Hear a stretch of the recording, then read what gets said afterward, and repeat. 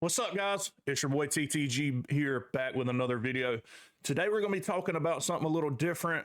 It's something I've been, on the fence about for a little while, but it is something that's changed the game for sure, of college football anyway. It's changed the game and something that continues to, I would say, hurt the game I love. Anyway, we're going to be talking about the transfer portal today. Is it killing college football? Now, you may be on the fence like me. At first, I was very much for the transfer portal. I thought it was a good thing. But now there are less and less regulations, and the regulations that are in place are not getting enforced. So, anyway, we're going to talk about it, and I'll let you make your own decision at the end. Anyway, we are doing a giveaway on this channel. If we hit 1,000 subs before January 1st, we're giving away a jersey of your choice. One of my subscribers will win it. So, make sure you sub. Make sure you comment. Comment if you still like the transfer portal or if you think there should be more regulations. Make sure to ring the bell notification. Click that little bell. Get notified when I post so you don't ever miss a post. All right? Like the video if you like it as well. Let's jump into the video. All right. Today, we are venturing into the college football transfer portal. Now, the transfer portal isn't just for college football, but for today, we are going to focus on college football. Is it ruining college football? There are quite a few new aspects of college football, but I'm not sure there are as many that are more influential than the transfer portal. Some may argue that NIL is more influential on players in college football, and they may be completely right. The transfer portal is not far behind, though. It shaped and changed every aspect of college football. There is now a free-for-all of free agency every offseason, resulting in bidding wars and the total annihilation of rosters. Don't get me wrong, most college football coaches are rewarded handsomely, but their jobs, I do not envy. Trying to convince 100-plus college-age males to choose your school every offseason while juggling on-field preparation, the fans, the kids' grades, and the rest of the staff cannot be an easy job. The sport is no longer amateur, in my opinion. I used to think the transfer portal was a good thing. It gave the student athletes equal opportunity to pursue a better situation, just like all of the coaches and other staff members were free to do. But looking at some situations that are occurring this offseason, I'm not sure I'm of the same opinion anymore. Take a look at Marshall's situation. Now, I know they lost their head coach. That may be a bulk of the reason that the players are having a mass exodus, but 25 players leaving is a ton. They had to opt out of their bowl game because of it. The rest of the 75-plus student athletes will miss out on the opportunity to visit a new city, receive the free gifts, and put extra plays on film. Another example is the 20-plus players in the portal from Arkansas. I mean, how do you prepare for that many players leaving? If you are a non-Power 4 conference coach, it has to be defeating. You spend a couple of years evaluating and recruiting a player that you believe in. The player has no Power 4 offers, but you see their potential. You take another 2 years developing said player, and they become a star, and you rely on them to win games.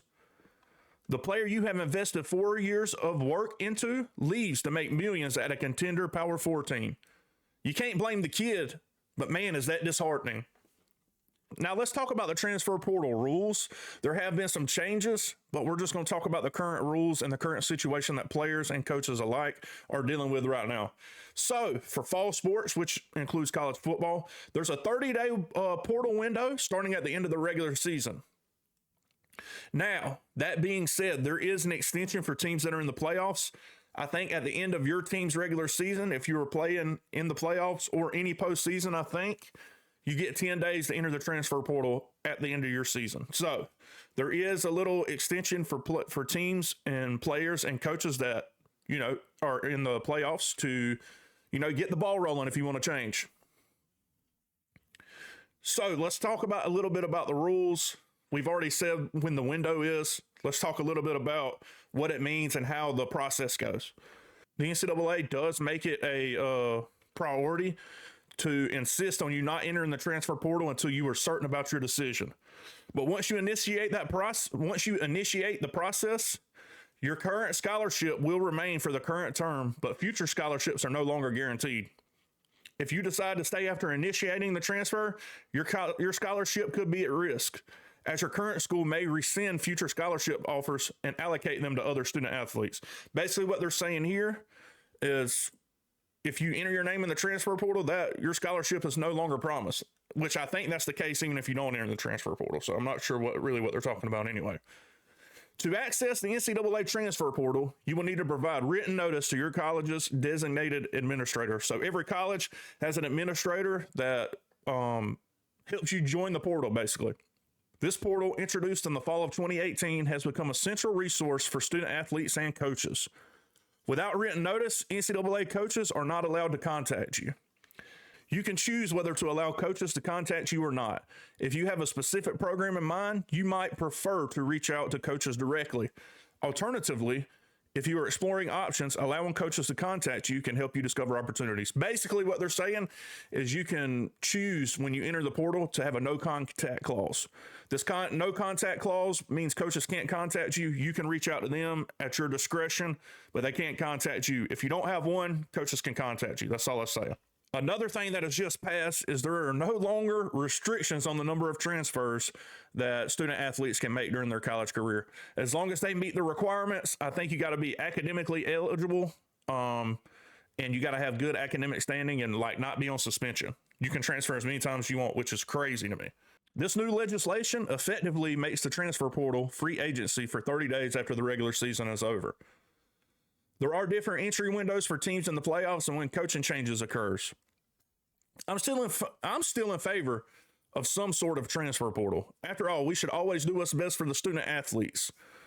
Is the transfer portal really helping kids though?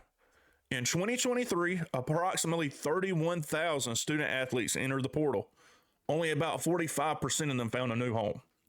That left over half in uncertain situations. There has to be certain restrictions, in my opinion.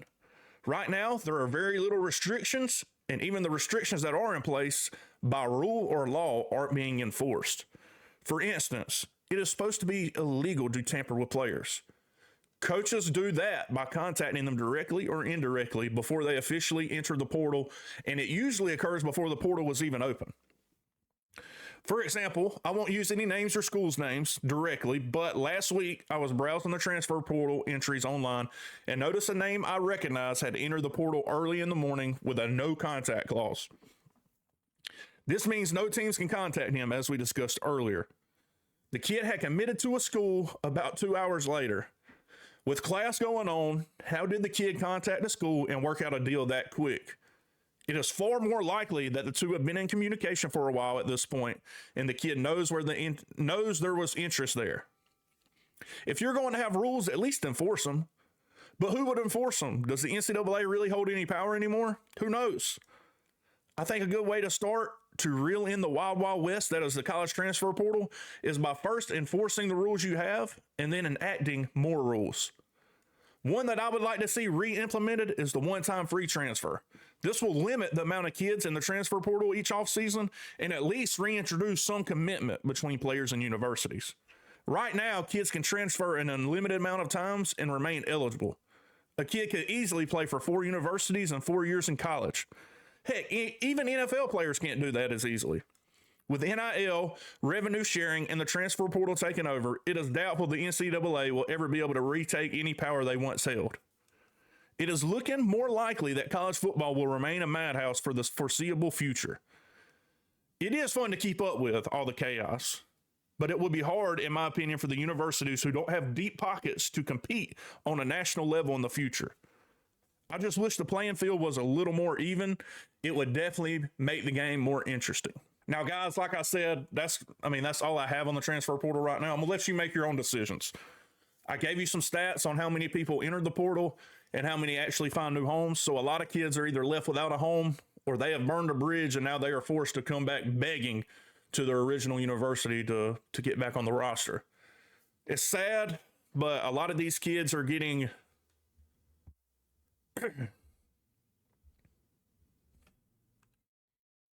it's sad, but a lot of these kids are getting information for people that don't know what they're doing. Probably their uncles, their dads, their parents, grandparents.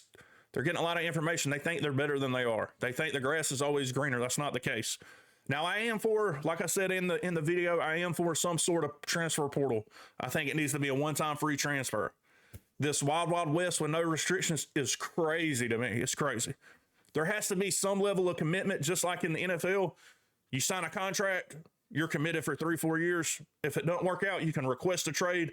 If both teams can agree, then sure, I agree. But man, it's hard. It's got to be hard to be a college coach, and it's becoming increasingly more difficult with revenue sharing coming up, with NIL, with the transfer portal. It's hard, man. I still love college football. I think it's the greatest sport on earth. We've just got to reel in some of these laws. I love NIL. Players should absolutely be able to cash in on their name, image, and likeness. I think not being able to do that is a crime. So I also like to be able to transfer, because a coach can up and leave at any time. But a coach is also under contract. So if a coach up and leaves, then the institute they leave gets compensation for it. They're not just pissed out of luck, you know what I mean? And if they fire a coach, then the coach gets paid as well.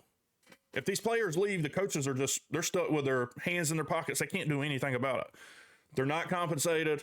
They're not, they're just without that player that they poured so much money and so much resources into. Now, sometimes transferring is a necessity. When a coach leaves or is fired, whatever, players should absolutely be able to hit the portal. If they don't like their situation, sure, one time. Make it one time. Every other time, you have to sit out a year. Simple. It's pretty simple to me. But anyway, let me know your thoughts in the comments. And yeah, what do you guys think about the transfer portal? Again, we're doing a giveaway. 1,000 subs before January 1st. Yeah, January 1st. I'm an idiot. 1,000 subs before January 1st. I'm giving away a jersey to one of the subs. So click the bell notification to get notified when I post. Like the video, and let's have another good week. There's a lot of bowl games coming up. Let's get it.